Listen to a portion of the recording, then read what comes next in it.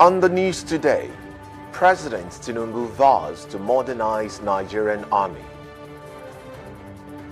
On the foreign scene, Guinea-Bissau to hold referendum on presidential powers. Zelensky seeks more air defenses at NATO summit. And in sport, Spain and Belgium march into World Cup quarterfinals. And glad to have you join us. This is the news update at 12 on Dominion Television, Ibadan. I am Olusegun Fawole. President Bola Tinubu has reaffirmed his administration's commitment to modernize the Nigerian army to tackle the country's growing security challenges. Speaking through Vice President Kashim Shettima at the closing ceremony of the 163rd Nigerian Army Day celebration in Port Harcourt, the president said the government will strengthen the army with emerging technologies, improved operational capacity, and increased support for local defense production. President Tinubu also praised the sacrifices of Nigerian troops and pledged continued support for the families of fallen soldiers. Niger State government has imposed a curfew in parts of Rafi local government area following renewed communal clashes that reportedly claimed about 80 lives. Governor Umaru Bago visited the affected communities and directed security agencies to deploy more personnel while combining security operations with dialogue to restore peace. The governor said the violence stemmed from a farmland dispute between the Kamuku and Fulani communities.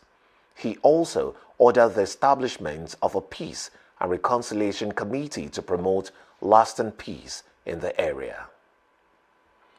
President Bola Tinubu has directed the Federal Competition and Consumer Protection Commission, FCCPC, to investigate Meta, Google, X, and selected artificial intelligence platforms over alleged unfair business practices and unauthorized use of Nigerian media content.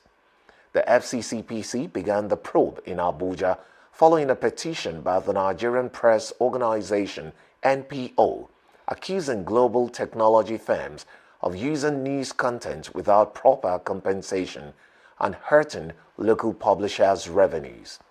The commission added that the investigation will determine whether the companies breached Nigeria's competition and consumer protection laws, adding that all affected parties will be given a fair opportunity to respond.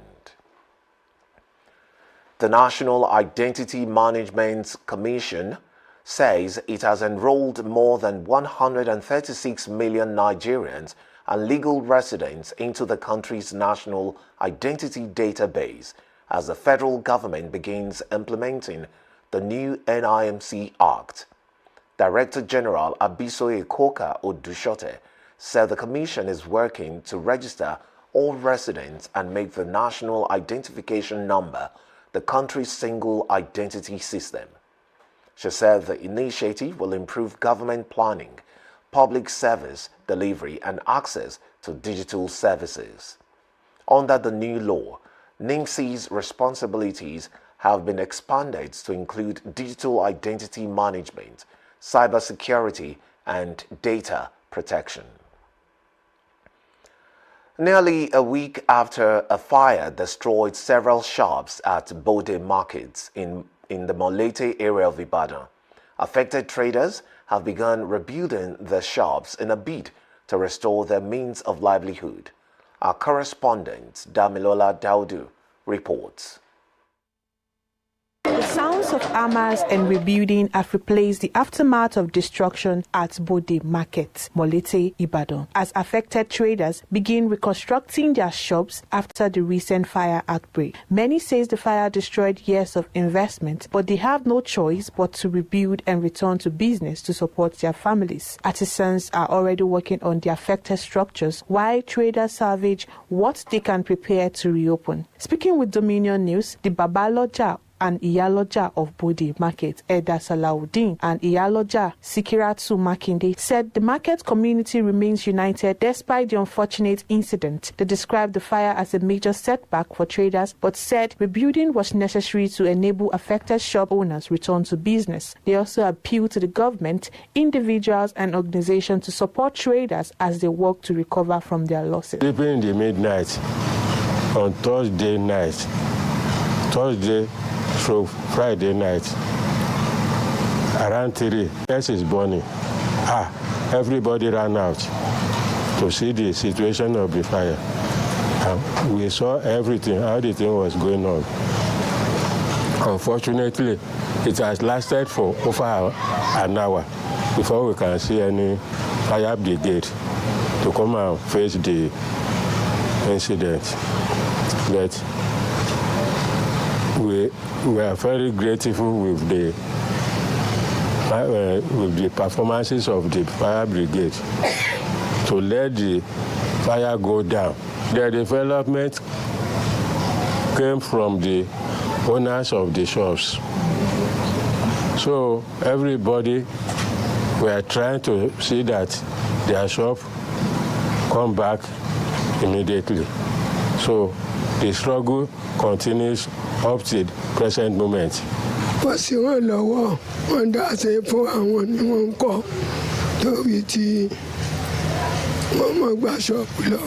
Also speaking, the Mogaji of Ile Oloya Isale Bode, Mogaji Abbas Adewale Gbadamosi, called on the Oyo State government to provide financial assistance to traders who lost their businesses in the fire.